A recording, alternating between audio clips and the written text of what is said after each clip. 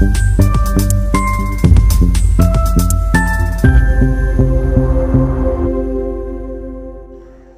দর্পণ বিনোদন সবার জন্য।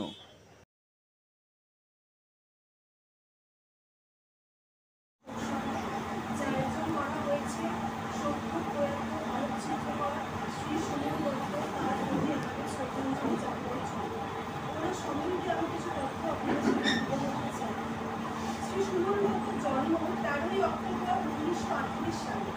পিতার নাম শ্রী সুরেন্দ্রনাথ দত্ত ও মাতা শ্রীমতী কালী উমা দত্ত, যিনি ছিলেন রবীন্দ্রনাথ ঠাকুরের ছাত্র। শ্রী সুমন দত্ত ছোটবেলায় পড়াশোনা করেছেন দেব স্কুল থেকে। তারপর 1953 সালে গভর্নমেন্ট আর্ট কলেজ থেকে আর্ট নিয়ে পড়াশোনা করেন। পরে বাড়িতে আর্ট ও বাটিক নিয়ে বেশ কয়েক বছর স্বাধীনভাবে ক্লাস করে উপার্জন করতেন।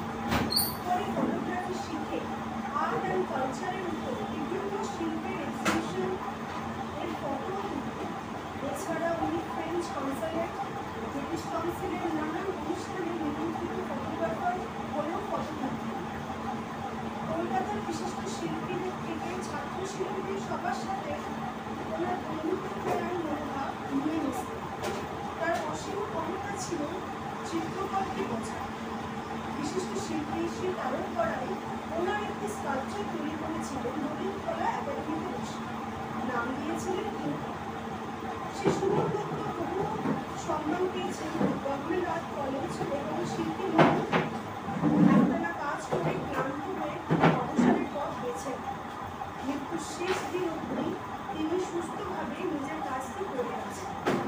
তিনি অবিবাহিত ছিলেন এবং 10 জুন ভোর 5টায় টিভি দেখতে দেখতে মুক্ত আকাশে বিলীন হয়ে যায়। ওনার অকাল প্রয়াণে আমরা সকলে শোকাহত। তো আজকের এই অনুষ্ঠানটি আমি শুরু করার আগে সর্বপ্রথম আমি ডেকে নেব আমাদের regional secretary sir Shri Pramod Gautam মহাশয়কে। এগিয়ে এসে ওনার ছবিতে পূর্ণ মালা দিয়ে তারা প্রতি শ্রদ্ধাঞ্জলি জানানোর জন্য এগিয়ে এসে শ্রদ্ধাঞ্জলি দেওয়ার জন্য। ম্যাম প্লিজ আসুন।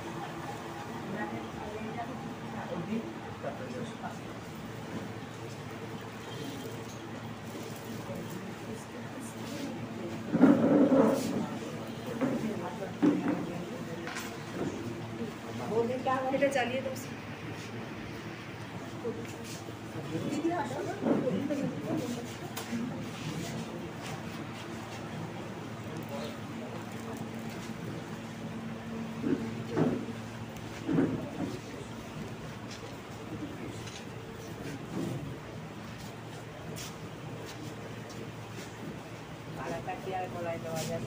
হ্যাঁ ম্যাম সাইড দিয়ে যান।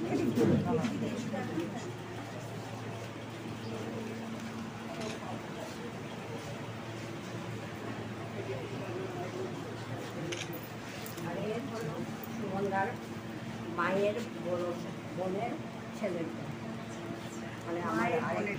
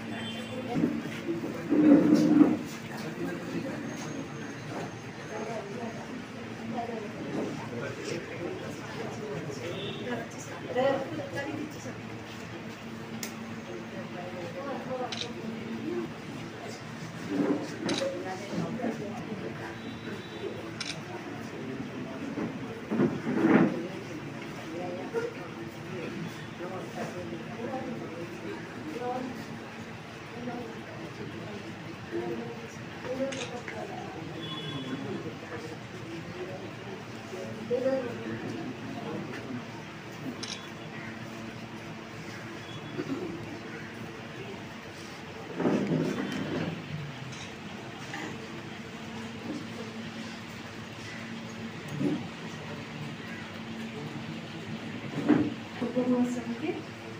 বক্তব্য রাখার জন্য। नमस्कार।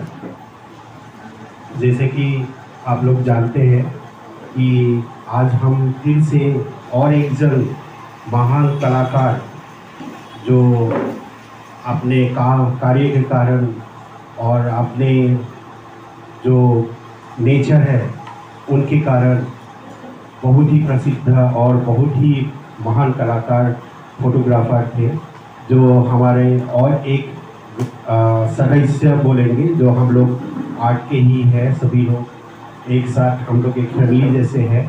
हमारे परिवार से और एक जन को हम खो रहे हैं, लेकिन हम आज सभी लोग उनके आत्मा को अच्छे जगह मिले, अच्छे से वो रहे जहाँ पे भी है, वो अपने हमें देखते रहे, हमें आशीर्वाद भी दे। और ये जो जगह है ये एक कला का एक सब लोग क्या बोले एक तीर्थ जैसा जगह है, जहाँ पे हम लोग सब एक इकट्ठा मिलते हैं। यहाँ पे सबका भाव धाराओं का आदान प्रदान होते हैं, सब लोग हम लोग बहुत सारा चीज़ें सीखने को मिलता है हम लोग की है। तो ऐसे एक महान कलाकार के आज के इस प्रोग्राम में हैं हम लोग। तो आप सभी को बहुत बहुत धन्यवाद जो आप लोग इतना दूर से आए हैं। और ख़ास करके हमारा परागदा और बाकी यहाँ पे कई आर्टिस्ट हैं जो सर को बहुत अच्छे तरीके से जानते थे। आज हम उन्हीं के जुबानी, उन्हीं के वही पुराने दिनों का जो वो बहुत ही मैंने जितना भी सुना है उनके बारे में काफ़ी कलात्मक थे और काफ़ी बहुत टेक्निकली बहुत ही गुणी थे और बहुत बड़े बड़े कलाकारों के साथ उन्होंने कार्य किए। और हमें बहुत सारा चीज़ें उनका जो काम है हमें हमारे सामने लेके गया है। और मैं परागदा को बुलाना चाहता हूँ। परागदा थोड़ा सा 2 शब्द उनके बारे में बोले। সকলকে নমস্কার জানিয়ে শুরু করছি। কয়েকদিন আগে মানে 2 দিন আগেই যখন খবর পেলাম যে সুমনদা আমাদের মধ্যে নেই, মনটা খুব ভারাক্রান্ত হয়ে গেছিল ঠিকই। আর তার সঙ্গে সঙ্গেই আমার মনে পড়েছিল এই আমাদের কেয়াতলা স্টুডিওর কথা। কারণ সুমনদার সঙ্গে আমার আলাপ পরিচয় সবটাই এই ললিত কলার এই সেন্টারের মধ্যেই হয়েছিল। সুমনদা একজন ফটোগ্রাফার ছিলেন, একজন অসাধারণ মানুষ ছিলেন। আরেকটা গুরুত্বপূর্ণ কাজ সুমনদা সারা জীবন ধরে করে গেছিলেন, সেটা হচ্ছে যতটা সময় উনি এই আমাদের কলকাতার আর্টিস্ট সমাজের সঙ্গে যিনি ওতপ্রোতভাবে জড়িত ছিলেন, তিনি প্রতিটি ইভেন্টের একটা ভিজুয়াল ডকুমেন্টেশন করে গেছেন, ছবি তুলে গেছেন বিভিন্নভাবে।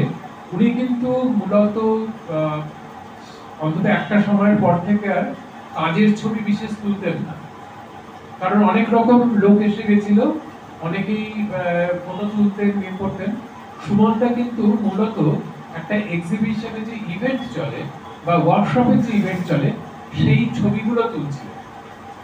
এবং সেটার ফলে আমি জানি না সেই ছবির, আমি শুনেছি যে ওনার কাছে, কারণ ওনার কথাতে বুঝতে পারতাম যে কোনো সময় যদি বলা হতো যে সুমনদা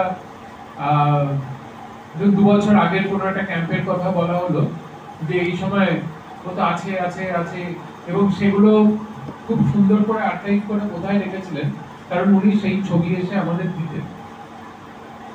এবং এইভাবে অনেক অনুষ্ঠানে কোন শিল্পী এসেছিলেন কখন, অ্যাকচুয়ালি এই ইভেন্টগুলো যখন ছবি তোলা হয়, এখন এই মুহূর্তে প্রচুর প্রচুর ছবি ওঠে আমাদের সবার কাছে মোবাইল, আমরা সারাক্ষণ ছবি তুলে যাচ্ছি এবং আমরা সবাই জানি যে কিছুক্ষণ পরে সেই ছবিগুলো মুছে যাচ্ছে। আমাদের মোবাইলের মধ্যে ছবি থাকছে, তারপরে মোবাইলের কোনো কারণে তার মেমোরি হয়ে যাচ্ছে, এটা হচ্ছে সেটা হচ্ছে, কিন্তু অ্যাকচুয়ালি ছবিগুলো প্রিজার্ভ হচ্ছে না অধিকাংশ ক্ষেত্রে। কিন্তু ব্রোমাইডে যে ছবি যে রেকর্ড ধরে রাখতেন সুমন দা, সেটা কিন্তু যেই মুহূর্তে একটা ক্যাম্প হচ্ছে বা যেই মুহূর্তে একটা ওয়ার্কশপ হচ্ছে বা আর্টিস্টদের কোনো নিছক আড্ডা হচ্ছে, সেই মুহূর্তে সেটার গুরুত্বটা বোঝা যায় না। সুমনদার কাজের গুরুত্ব বোঝা যাচ্ছে যখন সেটা 5 বছর পরে। সুমনদার তোলা কিছুদিন আগেই আমি কিছু ছবি আমার কাছে, আমার নিজের ব্যক্তিগত কিছু ছবি ওই ছিল, সেটা সুমনদাই আমার কাছে বিক্রি করেছিল। যে এসে একটা ওয়ার্কশপ হয়েছে, তারপরে সুমনদা তখন ছবি তুলে গেছেন, 3-4 দিন পরে আমি এসেছি, দেখি ওই ফটোটা নিয়ে, এই যে তোমার ছবি, যেভাবে বলতেন আর কি 30 টাকা এইসব করে যে ছবিগুলো রয়েছে। কিন্তু এই যে ছবিটা রইলো, এটা যখন 30 বছর পরে আমি দেখছি বা 20 বছর পরে যখন সেই ছবিগুলো, সুমনদার তোলা ছবিগুলো দেখছি, তখন কিন্তু একই সঙ্গে একটা পুরো ইতিহাসকে দেখছি, যে ইতিহাস আমি নিজেই ভুলে গেছিলাম। সুমনদার কাছে এই কলকাতা শহরের শিল্প জগতের একটা বিরাট ইতিহাস ধরা আছে এবং সেই ইতিহাসটা কোথায় রয়েছে আমি জানি না। তার এই বিপুল ছবির ভান্ডার কোথায় আছে সেটা আমার জানা নেই এবং সেটা বোধহয় আমাদের নিজেদের স্বার্থে, আমি জানি না তার বাড়িতে আত্মীয়স্বজনরা এসেছেন, আপনারা বলতে পারবেন, কারণ সুমনদার সবচেয়ে বড় সাহারা ছিলেন ওনার মা এবং অদ্ভুত মা ছেলের বন্ডিং ছিল। আমরা জানি একটা ল্যান্ডলাইনে ফোন করতে হতো, মাসিমা ধরতেন এবং সেখান থেকে সুমনদা খবর পেতেন। এই জিনিসগুলো আমরা জানি, মানে আমরাও কিছুটা ওনার মানে পরিবারের অংশ ছিলাম তো, মানে আর্টিস্টরা, আমরা জানি যে ওনার মায়ের সঙ্গে ওনার বন্ডিংটা একটা অদ্ভুত, মানে বয়স অনুযায়ী দেখলেও তার চেয়েও বড় একটা কিছু ছিল। কিন্তু আমি এই মুহূর্তে জানি না যে সেই ছবিগুলো কোথায় আছে এবং এই ছবিগুলো বা কে কিভাবে প্রিজার্ভ করা যায়, কিভাবে উদ্ধার করা যায় এই নেগেটিভ গুলো। যদি ঠিকঠাক ভাবে সেই কাজ করা যায়, তাহলে কিন্তু একটা বিরাট ইতিহাস হয়তো আমরা একটা ভিজুয়াল ডকুমেন্টেশন, একটা ইতিহাসের, মানে অন্তত কলকাতার শিল্প জগতের। সুমনদা কোন সময় থেকে কাজ করছেন অরুণদা? 70 থেকে 70? হ্যাঁ, প্রায় 70 একদম শুরু থেকেই বলা যেতে পারে। হ্যাঁ, হ্যাঁ, আমরা মিট করেছি অনেক পরে। হ্যাঁ, আমি প্রতীক রয়েছে এখানে। আমরা জানি যে আর্ট সেক্টরে তখন হয়নি, ভিজুয়ালে আসতে পেরে।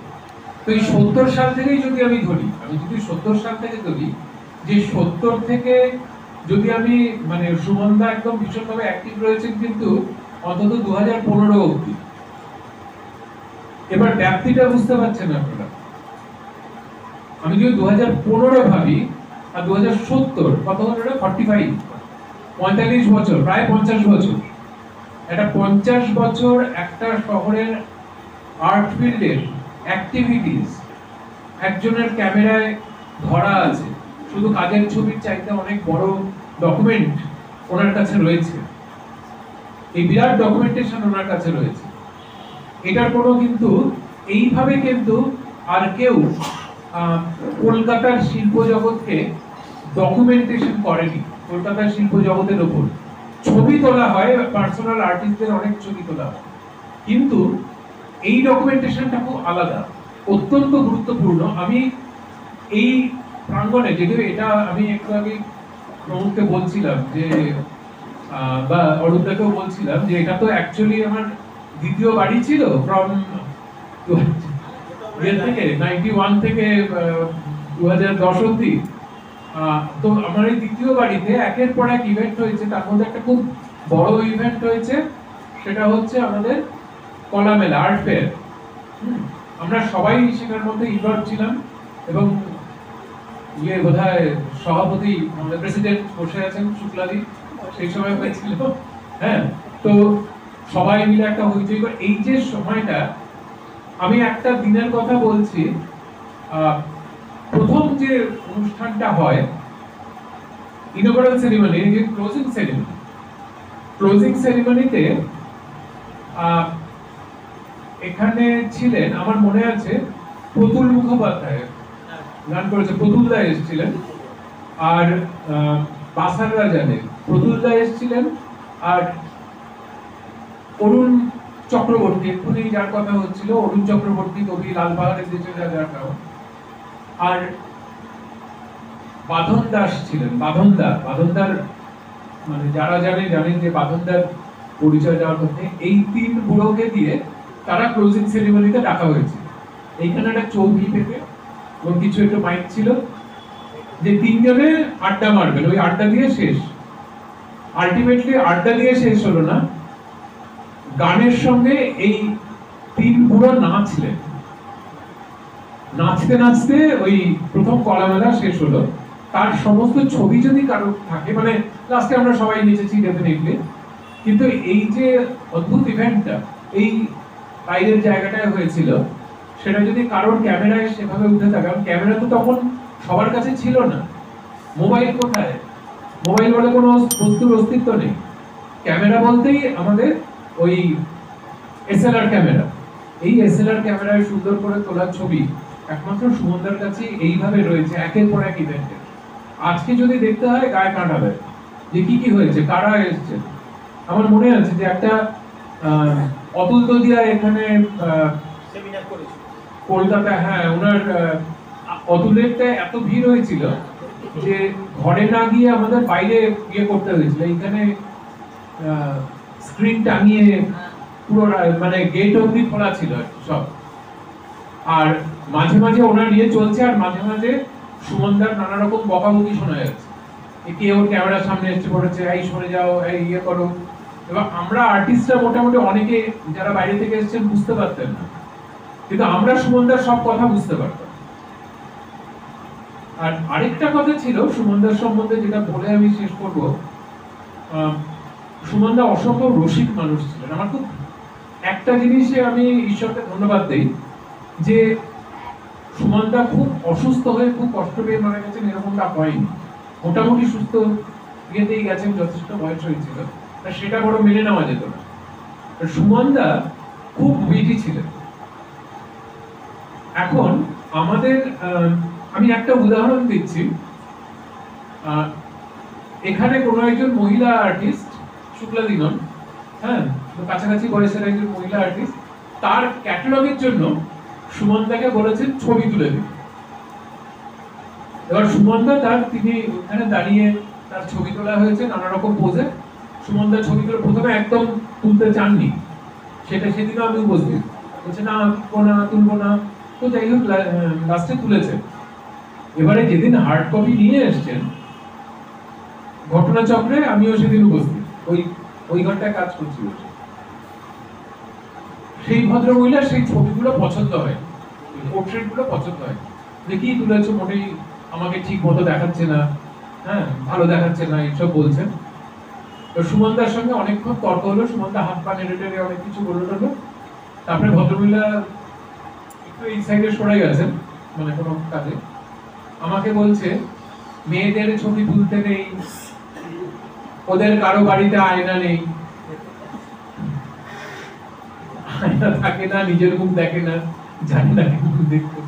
তো সেটা মনে আছে যে এরকম না একের পর এক ঘটনা আরো অনেকগুলো, মানে মনে আসছে, সব বলা যায় না, মানে বিভিন্ন আর্টিস্টের সম্বন্ধে বা এর সম্বন্ধে বলতেন যে, কিন্তু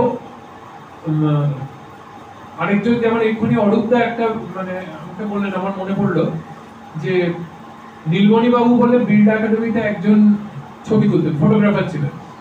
এবার সুমনদাকে যে কোনো কারণেই হোক বিল্ড একাডেমির যিনি তখন ডিরেক্টর ছিলেন অর্চনাকে দিতেন না ছবি তুলতে, তো সেইটার জন্য রাগ করে এসে আমাদের কাছে নালিশ করতেন, জানি বিড়লায় সবে ধন নীলমণি, মানে একা নীলমণি বাবুই একা ফটোগ্রাফার আর কি, ওনাকে তুলতে দেওয়া হচ্ছে না।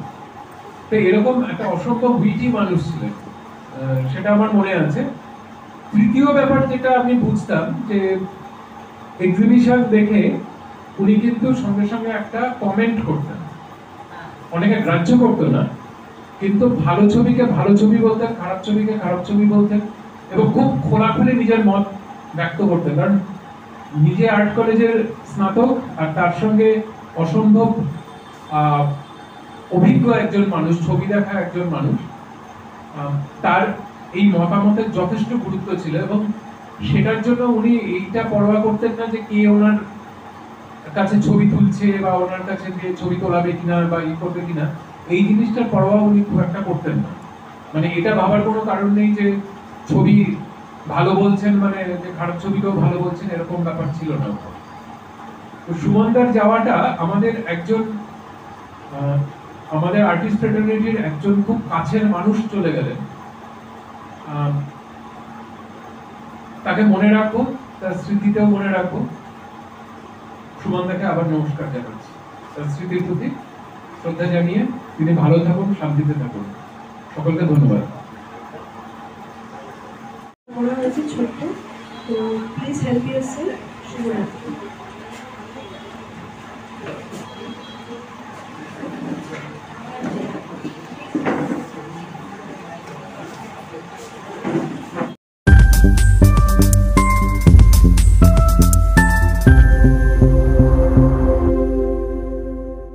বং দর্পণ, বিনোদন সবার জন্য।